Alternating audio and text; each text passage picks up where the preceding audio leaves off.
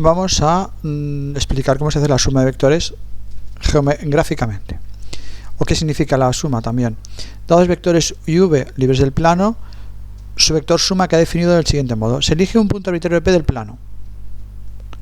Por la propiedad fundamental de vectores libres, existe un único Q, de forma que ese Q es el vector U que hemos dicho.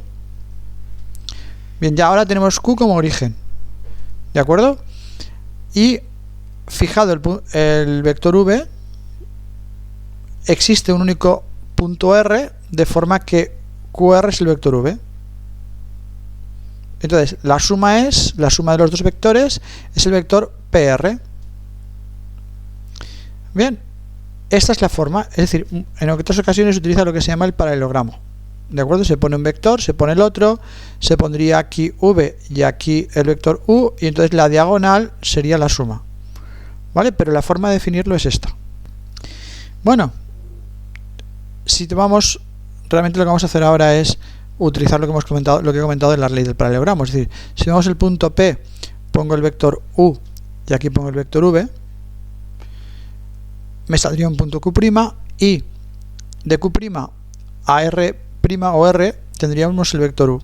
Entonces haríamos un paralelogramo y la diagonal es la suma.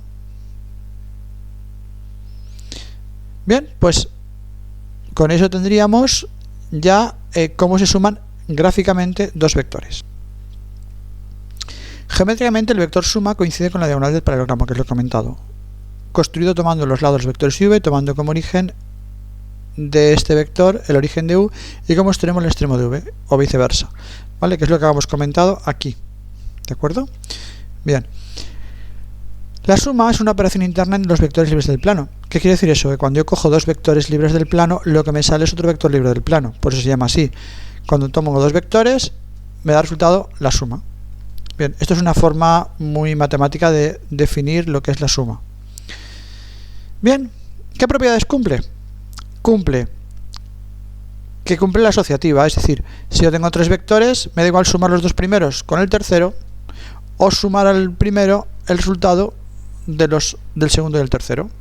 Esto de aquí es notación matemática. Esto se lee para todo, que significa cualquier vector, cualquier elemento, que en este caso son vectores, 1, 2, 3 vectores, los vectores, esto significa que pertenece, que están en este conjunto de aquí, que son los vectores libres del plano. Entonces esto es para todo V y W, vector libre, que es vector libre del plano, ¿vale? Esto no se lo voy a nombrar ahora porque en principio es la primera vez.